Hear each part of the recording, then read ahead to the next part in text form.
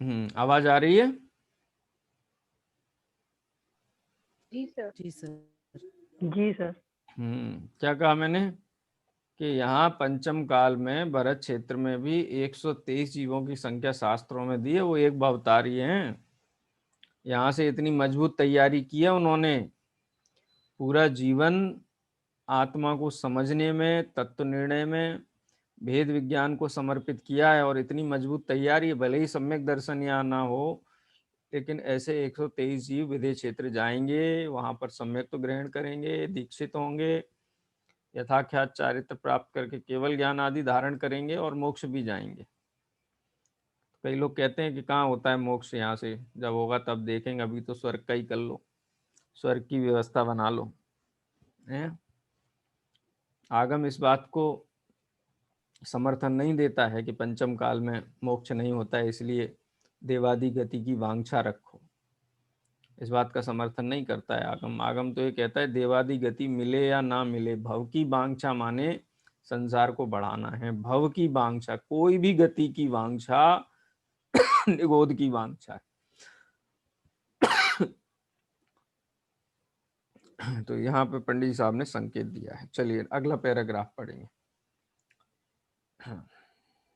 सारिका जी, सारिका, सारिका नाम है सारिका जी? हाँ सारिका जी पढ़िए। हाँ सर, पढ़ रही हूँ।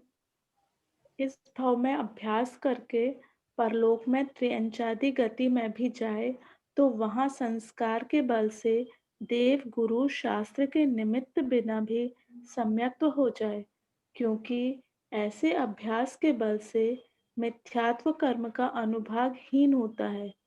जहां उसका उदय ना हो वहीं सम्यक तो हो जाता है। मूल कारण यही है। हाँ एक एक पढ़ूं? एक एक लाइन खाली मैं इस पे बोलता हूँ, तो आप पढ़ लीजिए फिर एक साथ ही, क्योंकि एक जैसा विषय है ना, एक साथ ही विश्लेषण है। एक पैराग्राफ और पढ़ लीजिए। मूल कारण यही है। देवादिक का तो वह निमित्त है, सो मुख्यता से तो इनके निमित्त से ही सम्यक तो होता है। तारतम्य से पूर्व अभ्यास संस्कार से वर्तमान में इनका निमित्त न हो तो भी सम्यक तो हो सकता है। सिद्धांत में तन्निसर्गादिगमाध्वा तत्वार्थ सूत्र ऐसा सूत्र है। इसका अर्थ यह है कि वह सम्यक दर्शन निसर्ग अथवा अधिगम से होता है। वहाँ देवादिक वाह निमित्त के बिना हो उसे निसर्ग से हुआ कहते हैं, देवादिक के निमित्त से हो उसे अधिगम से हुआ कहते हैं। ये दोनों पैराग्राफ में पंडित साहब ये कहते हैं, जैसे ऊपर वाला जो पैराग्राफ था त्रियंच गति वाला, कि त्रियंच गति के जीव भी सम्यक तो प्राप्त करते हैं, तो वहां तो देवादि का निमित्त न, जैसे स्वयंभू रमण समुद्र में पंचम गुण स्थानवर्ती त्रियंच जीव पाए जाते हैं, और वहां पे मनुष्य का तो गमन है नहीं, तो देव अरिहंत आदि की उपलब्धि का तो प्रश्न ही नहीं उठता है। मुनि भगवंतों की उपलब्धि का भी प्रश्न नहीं उठता है, और मुनि भगवंत आदि नहीं है तो शास्त्र भी वहां कैसे होंगे? ठीक है। और देवगति के जीवों का भी योग बनना, वो भी कोई बहुत राजमार्ग जैसा काम नहीं है, लेकिन फिर भी वहां सम्यक प्रकट करते हुए देखे जाते हैं। तो किसी जीव ने किसी आयु का बंद कर लिया हो, कहते ना गति के अनुसार मति, मति के अनुसार गति, अगर गति बंद हो गया हो तो परिणाम सुधरेंगे कि नहीं सुधरेंगे, गति बंद हो गया हो तो परिणाम कैसे सुधारें? अरे परिणाम तो प्रति समय ऊर्ध्व भावना ही होनी चाहिए परिणामों के प्रति। तो किसी भी गति का बंद हो गया हो, राजा श्रेणी को नरक गति का बंद हो गया, तो क्या उन्होंने परिणाम आत्म परिणामों को छोड़ दिया, या उस रूप पुरुषार्थ और उद्यम नहीं उनका होता था तो भी होता? तिरंज गति का भी बंद हो जाए तो भी परिणाम सुधारना, तत्व विचार करना, ये तो मूल कर्तव्य है, मूल वही है। अभी सम्यक्त हो, एक भाव बाद हो, चार भाव बाद हो, वो नहीं देखना है अपने को। तो वस्तु का सच्चा स्वरूप क्या है, हमारे आत्मा का यथार्थ रूप क्या है, जानना पहचानना, यही कर्तव्य है। त्रियंच में भी चला जाए, तत्व के गहरे संस्कार हो, देवादि का प्रत्यक्ष योग ना हो, तो भी सम्यक्तों का अधिकारी है, सम्यक्त प्रकट करता है। ठीक है, क्योंकि ऐसे अभ्यास के बल से मिथ्यात्व क्रम का अनुभागहीन होता है, स्थितिहीन होती है, अनुभागहीन होता है। इसलिए विचार कार्यकारी है। और वहां जहां उसका उदय ना हो वहीं सम्यक्त हो जाता है। अनुवागहीन होते होते होते होते इतना हीन हो जाता है कि वो जीव के परिणाम की भेद विज्ञान की धारा अधिक प्रबल हो जाती है, तो उपशम कर देता है कर्मों का तुरंत। ठीक है, मूल कारण यही है। मूल कारण यही है माने यही जो बताया यहाँ तक जो चर्चा की संयुक्त सन्मुख के प्रकरण में, कि किस प्रकार से प्रयोजनभूत तत्व को जानना, पहचानना, विचार करना, परीक्षा करना, यही मूल कारण है। देवादिक तो बाह्य निमित्त मात्र हैं। सो मुख्यता से तो इनके निमित्त से ही सम्यक्त होता है। मुख्यता से तो इनके ही निमित्त से माने तत्व विचार तत्व ज्ञान के बल से ही सम्यक्त होता है। देवादि तो बाह्य निमित्त हैं। कितने जीवों को कितने काल तक देवादि का प्रत्यक्ष निमित्त होता है, तो बहुत अल्प है। लेकिन सम्यक्त तो जीव कहाँ कहाँ नहीं धारण करता है। सातवें नरक में भी सम्यक्त प्राप्त करता है, स्वयंभू रमण में भी वहां पे। तो अगर सभी सम्यक्त प्राप्त करने वाले जीवों के लिए कोई एक साक्षात निमित्त अगर कहा जाए तो वो तो देशना है, तत्व विचार है, वही मूल कारण है। बाकी तो बाह्य निमित्त है। तो बाह्य निमित्त देवादिक का तो इतना ही है कि उनके माध्यम से वस्तु का यथार्थ स्वरूप जानने को मिलता है। इस अपेक्षा से देवादिक को मुख्य निमित्त कहा गया है। बाकी उनका जो उपदेश है, जो मूल रूप से कार्यकारी है, वही मूल कारण है। उसको मूल कारण कहते हैं यहाँ पंडित जी साहब। तारतम्य से पूर्व अभ्यास संस्कार से वर्तमान में इनका निमित्त ना हो तो भी सम्यक्त हो सकता है। ऐसी परिस्थिति कर्म बंद इस जाति का हो जाए, देवादि ना प्रत्यक्ष मिले, लेकिन तत्व के संस्कार इतने गहरे हैं कहीं भी जाके सम्यक्त ग्रहण कर लेता है। सिद्धांत में तत्व सूत्र ग्रंथ में तन्निसर्गाद अधिगमाद्वा सूत्र आया है। तत्व माने वह, सम्यक दर्शन कैसे कैसे होता है। निसर्गात माने देवशास्त्र गुरु के निमित्त के बिना भी, बाह्य निमित्त ना हो, प्रत्यक्ष गुरु बाहर ना हो, शास्त्र हाथ में ना हो, देव आदि अनंत आदि का भी योग ना हुआ हो, तो भी जीव सम्यक दर्शन प्रकट कर लेता है। कैसे? निसर्गज संस्कार है, तत्व विचार है प्रबल, उसके बल से प्रकट कर लेता है। और अधिगमज भी होता है। एक समूह शरण में है, भगवान के समूह शरण में, वहां प्रत्यक्ष साक्षात उपदेश सुना किसी श्री गुरु का। जैसे सिंह की पर्याय में भगवान महावीर के पूर्व पर्याय जो सिंह की थी, वहां दो मुनि उनके साक्षात निमित्त से, तो वो अधिगमज की श्रेणी में गया। लेकिन स्वयंभू रमण आदि समुद्र में रहने वाले त्रियंच गति के जीवों ने अथवा नरक गति के जीवों ने जो सम्यक्त प्रकट किया वो निसर्गज है। तो दोनों में अगर देखा जाए तो कॉमन चीज है तत्व विचार। चाहे वो साक्षात देवशास्त्र गुरु के योग में प्रकट किया हो या इनके योग के बिना किया हो, तत्व विचार तो दोनों ही में कार्यकारी है। इसीलिए मूल कारण यही है। ठीक है, चलिए आगे पढ़ते हैं। पढ़िए, कौन पढ़ेगा? ममता जी सराफ।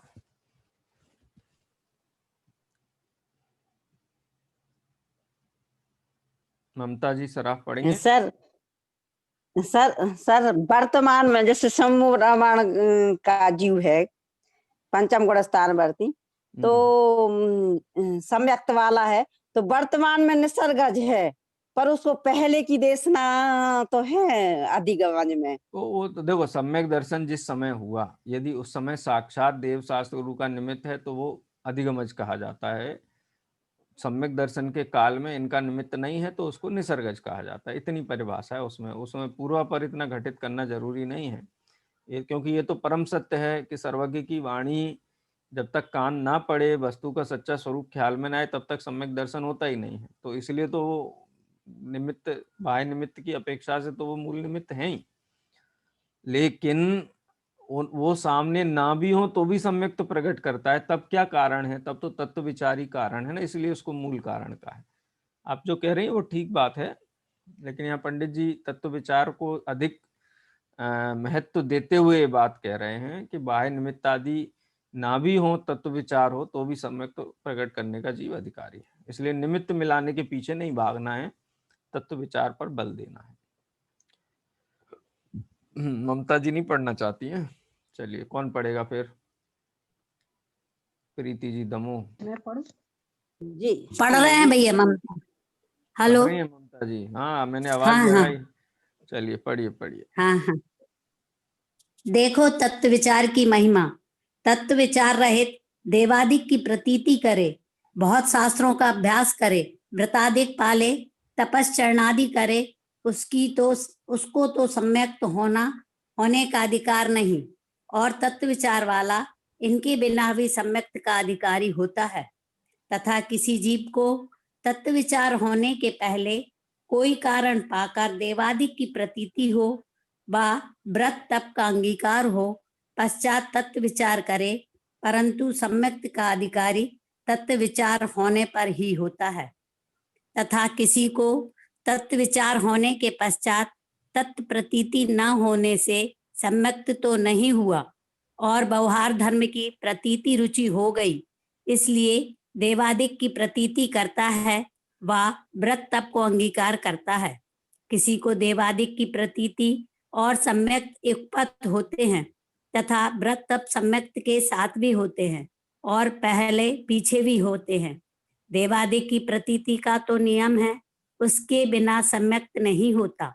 व्रतादिक का नियम है नहीं। बहुत जीव तो पहले सम्यक हो पश्चात ही व्रतादिक को धारण करते हैं, किन्हीं को युगपत भी हो जाते हैं। इस प्रकार यह तत्व विचार वाला जीव सम्यक का अधिकारी है, परंतु उसके सम्यक तो हो ही हो ऐसा नियम नहीं है, क्योंकि शास्त्र में सम्यक होने से पूर्व पंच लब्धियों का होना कहा है। अब देखो, पंडित जी साहब ने ये पूरे सम्यक्त सन्मुख मिथ्या दृष्टि के प्रकरण में तत्व की जानकारी और तत्व की परीक्षा, यानी तत्व निर्णय कहो, तत्व विचार कहो, तत्व परीक्षा कहो, ये सब अंतर्गर्भित हैं, इन पे बल दिया और कहते हैं कि तत्व विचार, देखो तत्व विचार की महिमा, तत्व विचार रहित देवादि की प्रतीति करे, कुदेव के यहाँ ना जाए, सच्चे देव को ही माने, उन्हीं की भक्ति पूजा करे, बहुत शास्त्रों का अभ्यास करे, व्रतादिक पाले, तपस्चरण आदि करे, तो भी उसको सम्यक्त होने का अधिकार नहीं है। और तत्व विचार वाला इनके बिना भी सम्यक्त का अधिकारी होता है। अब इनके बिना कहाँ, माने नरक आदि के जीव हैं, वो भी सम्यक्त के अधिकारी हैं, उनको शास्त्र उपलब्ध नहीं है, देव भी उपलब्ध नहीं है, व्रतादिक नहीं पाल सकते हैं, ऐसी स्थितियां हैं नरक आदि में और त्रियंच आदि गतियों में, तो भी सम्यक तो प्राप्त करते हैं। उसका कारण तत्व विचार ही है, और यहाँ भी तत्व विचार से ही सम्यक तो प्रकट होता है।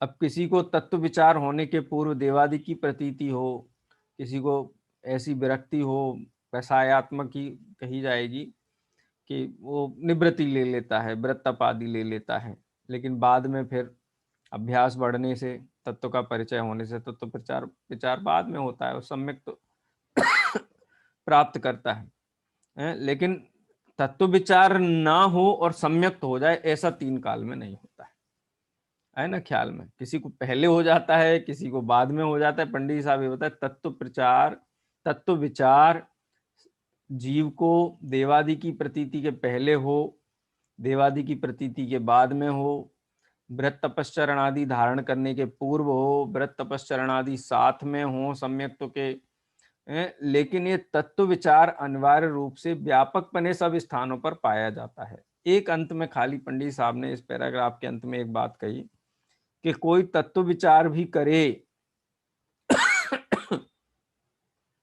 तत्व विचार भी किन्हीं को, इस तत्व विचार वाला जीव सम्यक्त, परंतु इसके सम्यक्त हो ही हो ऐसा नियम नहीं है।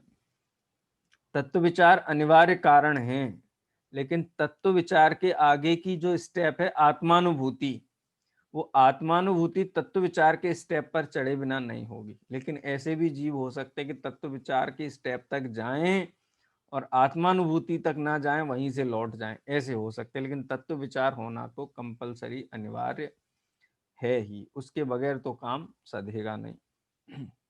इसका मैं थोड़ा आपको ऑब्जेक्टिवली बता देता हूँ, समय अपने पास कम है। एक तो ये सेकंड पैराग्राफ जो इसका था अभी जो आपने पढ़ा उसका, कि व्रत तप अंगीकारों पश्चात तत्व विचार करे, परंतु सम्यक्त का अधिकारी तत्व विचार होने पर ही होता है। ठीक है, बाद में हो, कोई अभी देवगुरु धर्म के प्रति बहुत बहुमान का भाव है, शास्त्र आदि का अभ्यास करता है, व्रत तप आदि अंगीकार करता है, लेकिन तत्व के प्रति बहुत समर्पित नहीं है, लेकिन बाद में एकदम से बुद्धि पलटे, ये कार्य करते करते वो थक जाए, श्रांत हो जाए, फिर विचार करे कि वास्तव में ये धर्म है या नहीं है, गहराई से शास्त्र देखे तो उसको फिर बाद में ये ख्याल में आए कि नहीं, वेद विज्ञान तो अनिवार्य है, इसके बगैर तो नहीं चलेगा। उसके कारणभूत जो तत्वादि की प्रतीति और तत्व विचार है वो करें और सम्यक्त्व को ग्रहण करें। तथा किसी को तत्व विचार होने के पश्चात तत्व प्रतीति न होने से सम्यक्त्व तो नहीं हुआ और व्यवहार धर्म की प्रतीति रुचि हो गई, इसलिए देवादिक की प्रतीति करता है, वह व्रत तप अंगीकार करता है। किसी ने तत्व विचार किया, वस्तु का यथार्थ स्वरूप ख्याल में आया, सूक्ष्म जीव राशि के संबंध में ज्ञान हुआ, लेकिन वो आत्मा तक नहीं पहुंचा। उसने ये जान लिया कि ये जीव राशि हैं, इनकी दया पालना चाहिए, हम कितने विषय भोगों में पड़े हुए हैं, इनका त्याग करना चाहिए, ये सुख नहीं देते हैं। आत्मानुभूति की तरफ गमन नहीं किया, लेकिन वो जीव दया और बाह्य जो अनुकूल प्रतिकूल संयोग है उनमें सुख दुख की कल्पना, उनको बुद्धिपूर्वक रोक करके व्रतादि धारण कर ले, ये भी एक अवस्था हो सकती है। तत्व विचार करने के बाद में व्रत तप अंगीकार करे, सम्यक दर्शन ना हो। किसी को देवादिक की प्रतीति और सम्यक्त्व पद होते हैं तथा व्रत तप सम्यक्त्व के साथ भी होते हैं, जैसा कि पहले गुण स्थान से चौथा गुण स्थान भी होता है, ठीक है, पहले गुण स्थान से पांचवा गुण स्थान भी होता है, पहले गुण स्थान से सीधा सातवां गुण स्थान भी होता है, लेकिन कम जीवों को पांचवा और सातवां गुण स्थान पहले से बहुत कम जीवों को होता है, मुख्यतया तो चौथा गुण स्थान ही होता है। इसलिए पंडित साहब ने एक शब्द डाला यहाँ पे कि देवादि की प्रतीति तो नियम है, उसके बिना सम्यक तो नहीं होता है। सच्चे देव तो तत्व विचार के आधार ही हैं, क्योंकि जब तक सच्चे आप्त नहीं मिलेंगे तो तत्व बताने वाला कौन होगा। लेकिन देव मिल गए तो सम्यक दर्शन हो ही जाएगा, ऐसा नियम नहीं है। उनके द्वारा बताए हुए तत्व का ज्ञान और विचार आवश्यक है। तो देवादि की प्रतीति अनिवार्य है, ऐसा नहीं कहते, देव का निषेध नहीं करते। यहाँ पे पूर्व भाव में देव का योग मिला हो, देव शास्त्र का योग मिला हो, यथार्थ तत्व सुनने को मिला हो, वर्तमान में प्रत्यक्ष संयोग ना हो, लेकिन तत्व विचार उग्र हो तो सम्यक दर्शन प्रकट कर सकता है। व्रतादि का भी नियम नहीं है। बहुत जीव तो पहले सम्यक तो हो, पश्चात ही व्रतादिक को धारण करते हैं। तब सहज निवृत्ति जिसको हम कहते हैं, ये राजमार्ग है। इसीलिए बहुत शब्द का प्रयोग किया पंडित साहब ने। किन्हीं को युगपद भी हो जाते हैं, व्रत तप आदि और सम्यक तो साथ में भी होते हैं, माने पांचवा गुण स्थान रूप अणुव्रत और सम्यक तो एक साथ हो, पहले गुण स्थान से चढ़ के पहले निवृत्ति ले ली हो, व्रतादि अंगीकार कर लिए हो, बाह्य शल्य ना रही हो कोई, और तत्व विचार के बल से सम्यक तो प्रकट करे, तो बाह्य शल्य और अंतरंग शल्य दोनों का एक साथ अभाव होने से पांचवा या सातवां गुण स्थान भी हो सकता है। इस प्रकार तत्व विचार वाला जीव सम्यक्त्व का अधिकारी है। यानी ये तो एलिजिबिलिटी है ही बेसिक। कोई परीक्षा में अप्लाई करने के लिए कम से कम एमए होना चाहिए, एमए नहीं है तो अप्लाई नहीं कर सकता है। कि हमको एमए है तो हम अप्लाई कर सकते, हाँ बिल्कुल कर सकते हो, तो फिर हमको तो नौकरी मिल जाएगी। बोले ऐसा नियम नहीं है है ना ख्याल में। तो ये तत्व विचार एमए की योग्यता जैसा है, उसके बगैर अप्लाई नहीं कर सकते। तत्व विचार के बिना तो सम्यक्त्व का कोई चांस है ही नहीं। लेकिन कहे कि तो फिर क्या फायदा तत्व विचार करने, बोले दूसरा रास्ता भी नहीं है, अन्यत्र गतिर नास्ति। अब वो तत्व विचार करने के क्रम में सम्यक दर्शन के जो अंतरंग मूलभूत कारण हैं, 5 लब्धियों रूप जो कहे गए हैं, उनको भी कर्णानुयोग की दृष्टि से पंडित साहब ने यहाँ 2 पन्नों में स्पष्ट किया है। कर्णानुयोग का बहुत बढ़िया विषय है, दुर्लभ विषय है, बहुत चर्चा नहीं हो पाती है, खासकर कर्णानुयोग के दृष्टिकोण से। ये 3.5 पन्नों में पंडित साहब ने यह चर्चा प्रस्तुत की है। इसकी चर्चा अपन अगली कक्षा से प्रारंभ करेंगे। अभी यहाँ तक जो चर्चा हुई है उसमें किसी का कोई प्रश्न हो तो जरूर पूछ लें। सम्यक तो सन्मुख मिथ्या दृष्टि का जो स्वरूप है वो प्रकरण यहाँ पूरा होता है, 5 लब्धियों का चलेगा। सर हाँ बोलिए किरण जी। अधिगमज और निसर्गज वाला थोड़ा सा अर्थ बता दीजिए। हाँ, तत्वार सूत्र का एक सूत्र है, तत्वार श्रद्धानम सम्यक दर्शनम तन्निसर्गाद अधिगमाद्वा वाह। वह निसर्गज होता है और अधिगमज होता है। निसर्गज का मतलब ये होता है कि साक्षात सामने देव शास्त्र गुरु ना भी हों तो भी सम्यक दर्शन हो सकता है। मतलब चरण पकड़ के बैठ करके ही सम्यक दर्शन होगा, सामने होने ही चाहिए, ऐसी अनिवार्यता नहीं है। ऐसे सम्यक दर्शन को निसर्गज सम्यक दर्शन कहते हैं, जहां प्रत्यक्ष देव सास गुरु का योग ना हो। जैसे स्वयंभू रमण समुद्र में रहने वाला कोई त्रियंच गति का जीव सम्यक तो करे, तो उसका सम्यक दर्शन कौन सी जाति का है? तो कहते हैं निसर्गज, नैसर्गिक, अंतरंग से ही, स्वयं के पुरुषार्थ से ही हुआ कहलाता है। और कोई जीव है भगवान के समोशरण में गए, तत्व का उपदेश सुना और भगवान के साक्षात उनके हाजिरी में उद्यम करके सम्यक दर्शन प्रकट किया, उसको अधिगमज सम्यक दर्शन कहते हैं। तो ऐसे सम्यक दर्शन होने की दो प्रकार की निमित्त की अपेक्षा से बात है। अंतरंग कार्य तो दोनों में एक जैसा ही चलता है। अंतरंग तत्व विचार में, अंतरंग लब्धियों में तो कहीं कोई अंतर है नहीं। बाह्य निमित्त की अपेक्षा से कहा गया है निसर्गज और अधिगमज। निमित्त की मुख्यता से कथन है। निमित्त जो प्रसिद्ध निमित्त हैं देवशास्त्र गुरु, उनके सद्भाव में भी सम्यक दर्शन होता है, और वो ना हो तो भी सम्यक दर्शन हो सकता है। उनके सद्भाव में सम्यक दर्शन हो तो सब अधिगमज सम्यक दर्शन कहा जाता है, और वो सामने ना उपलब्ध हो तब भी जो सम्यक होता है उसको निसर्गज सम्यक दर्शन कहते हैं। निसर्गज। विशेष जानने के लिए तत्वार्थ सूत्र के पहले अध्याय में आप पढ़ सकते हैं। सर जी है ना ऊपर की लाइन थोड़ी सी इस जो है ना ऊपर की लाइन, तथा किसी को तत्व विचार होने के पश्चात, तथा किसी को तत्व विचार होने के पश्चात तत्व प्रतीति ना होने से सम्यक्त तो नहीं हुआ, और व्यवहार धर्म की प्रतीति रुचि हो गई, इसीलिए देवादि की प्रतीति करता है, वह व्रत तप को अंगीकार करता है। थोड़ी सी इसको क्लियर कर। देखो ऐसा होता है, जैसे कोई अन्य मती जीव था, जैन मत के संबंध में बात नहीं कर, अन्य मती की बात करते हैं। तो उसने कहीं किसी योग से, किसी मित्र के साथ में, कोई सभा में, कहीं पंडाल लगा हुआ था, किसी विद्वान का वहां स्वाध्याय प्रवचन था, उसने जैन दर्शन की तात्विक बातें रखी, तो वो बहुत जची उसको कि हाँ ये बात तो एकदम परम सत्य है। 6 द्रव्य 7 तत्व का स्वरूप, विश्व का स्वरूप, सत्य का स्वरूप जो जैन दर्शन में बताया गया है वो बेजोड़ है। अभ्यास कर किया उसने, तत्व की दृष्टि से वो जुड़ा, देव का परिचय हुआ, जैन धर्म के चरणानुयोग का परिचय हुआ, तो उसको देव का स्वरूप, गुरु का स्वरूप, शास्त्र का स्वरूप बहुत भाया, और सदाचार, बाह्य की क्रिया उसको बहुत बाद में परिचय में आ गई। तो हो सकता है वो तत्व विचार उतना उग्र ना रहे जितना इनकी उग्रता बढ़ जाने से तत्व विचार के कारण सम्यक तो उपलब्ध नहीं हुआ, लेकिन देवादि की प्रतीति करता है। प्रतीति का मतलब है भक्ति, उनके प्रति बहुमान भाव, और बाह्य व्रत तपश्चरण आदि में उनमें प्रवृत्ति उसकी हो जाती है। ऐसा है यहाँ कहना। किन्हीं को बाद में तत्व विचार होता है, किन्हीं को पहले होता है, किन्हीं को तत्व विचार हो जाए लेकिन वो डाइवर्ट होके इधर चले जाएं, सम्यक्त की तरफ ना जाएं, ऐसा भी हो जाता है। ऐसा कहना है जी सर। देवादिक की प्रतीति के बाद ही तो तत्व विचार होगा ना। देवादि की प्रतीति का मतलब ये, हमने देव को नहीं जाना था, हमने तत्व सुना। नहीं देखो ऐसा होता है, जैसे मैंने जो एग्जाम्पल दिया ना इसीलिए दिया मैंने, अरहंत को नहीं जानता था लेकिन बात को जाना। भाव जो बात है ना, अपन जिसको कहते हैं ना कि तत्व को जान लिया, लेकिन देवादि से परिचय नहीं था, तत्व को पहले जान लिया, बाद में कि ये तत्व किसने बताया, कि इन्होंने बताया है, उनका स्वरूप विचार करके उनकी बाद में प्रतीति करें। ऐसा भी होता है ना।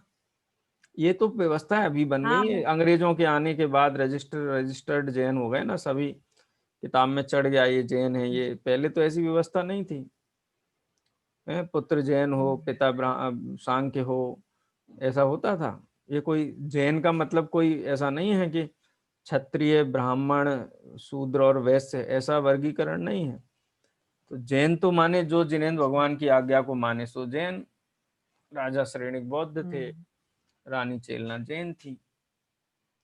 है ना ख्याल में। जी। तो कोई बात पहले ख्याल में आ जी। गई, बाद में देवादि का स्वरूप जाना तो उनके प्रति भक्ति बहुमान प्रारंभ हो गया, इसको बोलते हैं। पहले तत्व अपन का वो देवादि की प्रतीति के बिना तत्व विचार कैसे हो सकता है, ऐसे हो सकता है।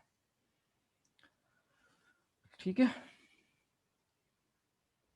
आई बात ख्याल में कि नहीं? जी जी जी जी आ गई। चलिए जनवाणी स्तुति करते हैं। हेलो भैया। हाँ पूछिए हेलो। पूछिए, बोलिए सारिका जी। हाँ भैया, आप वो डाल दिए ना पेपर, ऑब्जेक्टिव टाइप वाला। मैंने मांगा उनसे, उन्होंने अभी तक मुझे भेजा नहीं है। मैं आज फिर बोलता हूँ, आज बोलता हूँ अच्छा भेजने के लिए सर, प्रसाद कल की सिद्धि। क्लास डाल दीजिए। ठीक है। हाँ देना तो उनको ही है। मैं तो लगभग कल 8-10 दिन पहले ही मैसेज कर दिया था कि भाई प्रसाद सिद्धि उपाय का दे दीजिए तो काम खत्म हो जाए, फिर मोक्षमार्ग प्रकाशक का भी अब 3-4 क्लासेस में पूरा हो जाएगा विषय अपना। हाँ, जी सर, ठीक कल है। की क्लास डाल दीजिए कल की। कल का अच्छा, उसमें ग्रुप पे शेयर नहीं किया है, लेकिन वहाँ तो रख ही दिया था मैंने, यूट्यूब पे है। अच्छा हाँ यूट्यूब पे तो आज हमने सुनी थी। यूट्यूब पे रख दिया है। चलिए, निज निधि निज में बताई यह अनंत उपकार है, बेकार उसके है लिए जिन उसके वाणी लिए माँ को जिन वाणी बंदना माँ को सतबार बंदना है। सतबार है, बंदना सतबार है।